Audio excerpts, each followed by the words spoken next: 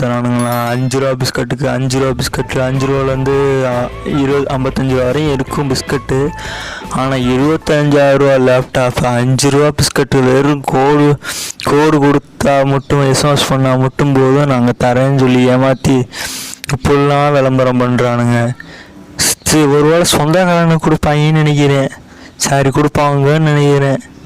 அதெல்லாம் மன்னிச்சுக்கோங்க, எந்த ஒரு யாருக்கும் சங்கட்டமாக இருந்ததால் என்னைய மன்னிச்சுக்கோங்க.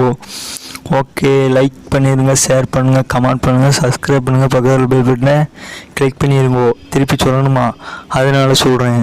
சரி, ஓகே. லேப்டாப் தருவானுங்களா, உண்மையா பொய்யா, அது கொஞ்சம் எவிடன்ஸ் இருக்குது.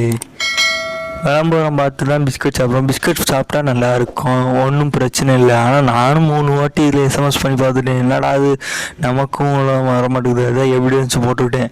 நம்பருக்கு கீழே